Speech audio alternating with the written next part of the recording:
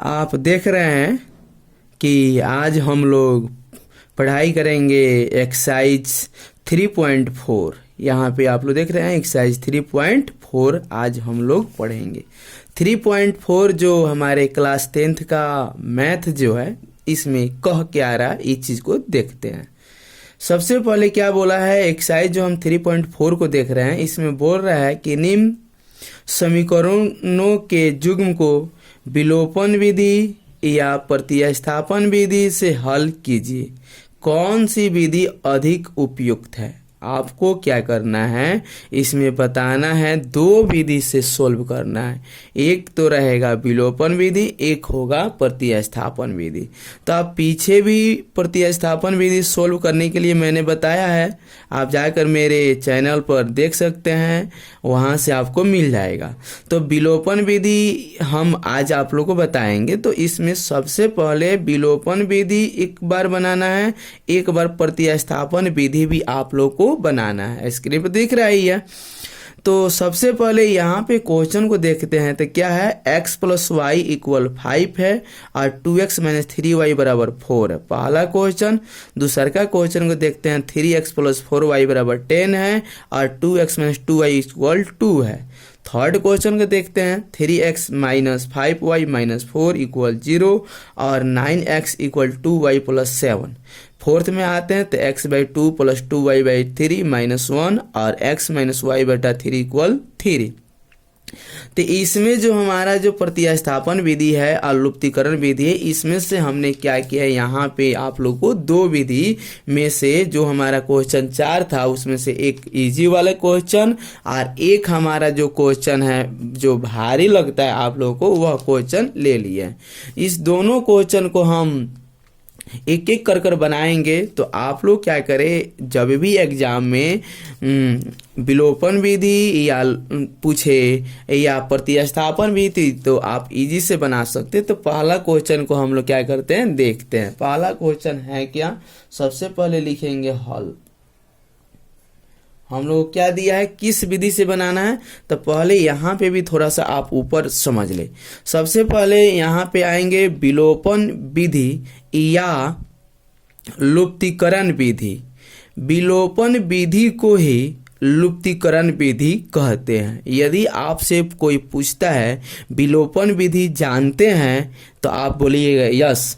यदि कोई इसी को घुमाकर कभी कभी पूछ देता है कि लुप्तीकरण विधि पढ़े हैं बच्चों, तो बहुत सारे बच्चे को कंफ्यूज हो जाता है, क्योंकि वह जानता है विलोपन विधि ही केवल नाम होता है। नहीं, विलोपन विधि का दूसरा भी नाम होता है लुप्तीकरण विधि। इसको अंग्रेजी में जो हमारे सीबीएसई बोर्ड हैं वह पढ़ते क्या है, इसको हम लोग बोलते हैं एलिमिनेशन मेथड्स। इसका इंग्लिश क्या होता है, ELIMINATION। आप भी देख रहे हैं, आप मेथड्स आप तो देख ही रहे हैं। फर्स्ट क्वेश्चन को हम लेते हैं हल। हल यहाँ पे जो हमने लिखा है, यहाँ पे सीबीएसई वाले क्या लिखते हैं, सोल्यूशन लिखेंगे। अब क्वेश्चन क्या है पहला, तो हमको सबसे क्या विधि से बनाना है, विलोपन विधि। तो यहाँ पे लिखते हैं विलोपन विधि। विलोपन विधि, विलोपन विधि से। हाँ, सीबीएसई वाले जो बच्चे होंगे उसको लिखेंगे बाई एलिमिनेशन मेथड। यहाँ पे भी उसको लिख देते हैं, आप जो भी चाहे लिख सकते हैं, बाई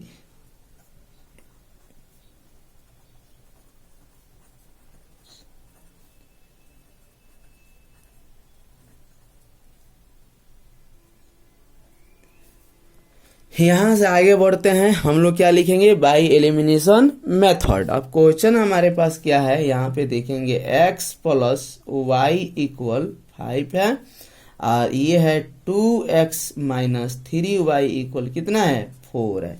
यहाँ तक समझ में आया। इसको हम कहेंगे समीकरण मानेंगे 1, इसको समीकरण मानेंगे हम कितना, 2 मानेंगे। तो अब यहाँ से क्या करेंगे, एलिमिनेशन जो मेथड होता है उसमें क्या करते हैं कि पहला जो इक्वेशन आपको दिख रहा है, इसका जो फर्स्ट है x, इसके गुणांक से सेकेंड इक्वेशन में गुना करते हैं।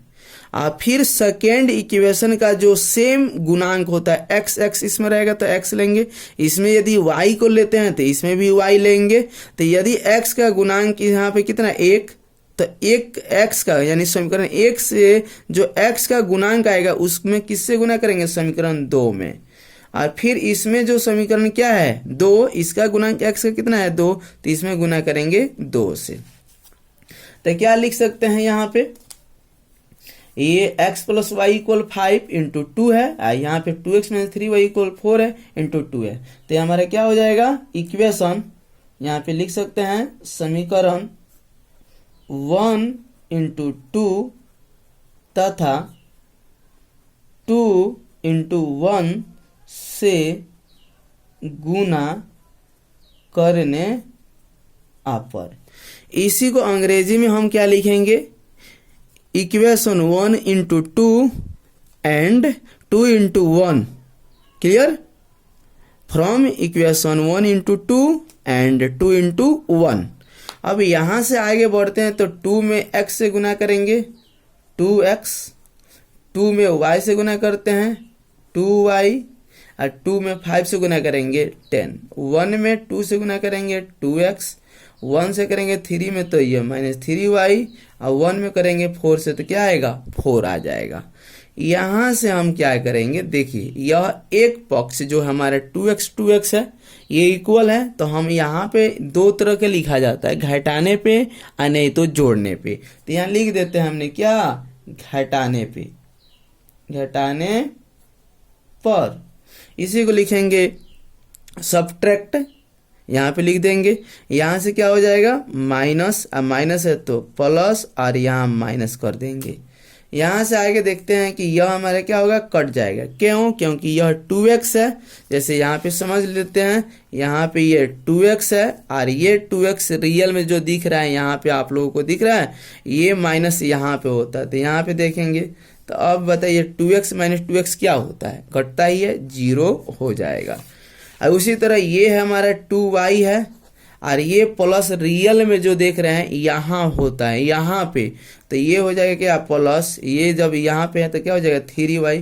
तो आप बताइए 2y प्लस 3y क्या होता है 5y नहीं होता, तो ये हो जाएगा 5y। तो ये हो जाएगा 3 2 5y, ये उस तरह ही 10 है यहाँ पे, यह माइनस रियल में यहाँ होता है तो माइनस 4 घटेगा, तो 10 में 4 जाएगा 6 लिखेंगे, तो यहाँ हमारा आएगा 6। y इक्वल टू कितना हो जाएगा 6/5, तो इसलिए हमारा y का मान कितना हो जाएगा 6/5। अब y का मान हम क्या करेंगे, इक्वेशन 1 या इक्वेशन 2 में रख देंगे, लिखेंगे y का मान समीकरण किस में रख दें, 2 में रख देते रखें या 1 में रख देते हैं। 1 में रखने पर, 1 में रखने पर लिख देते हैं, 1 में रखने पर। तो एक कितना इक्वेशन कहाँ है, यहाँ पे है x प्लस वाई इक्वल कितना है 5, तो x रहेगा लेकिन y का मान कितना है 6/5 इक्वल 5। इससे आगे आएंगे तो क्या होगा x, ये हो जाएगा 5, और इसको इधर भेजेंगे तो -6 बेटा कितना हो जाएगा 5। तो x इक्वल टू इसके नीचे होगा 1, 1 5 का लघुत्तम निकलेंगे कितना आएगा 5, 1 के बार कितने में पड़ेगा 5, तब 50 25, -5 के बार कितने में पड़ेंगे 5 आएगा, 1 में 6 करेंगे इतना हो जाएगा। यहाँ से इधर की तरफ देख लेते हैं, यहाँ से 25 में 6 जाएगा 19, और नीचे कितना है 5, तो ये हो जाएगा हमारा कितना x, इसलिए हमारा x का मान कितना हो गया 19/5। तो यहाँ पे हैंस सीबीएसई हैंस, और जो हमारे बिहार बोर्ड है वो लिखेंगे अतः, क्या लिखते हैं अतः x बराबर 19/5 और y बराबर कितना आया है जी, y बराबर आया है 6/5।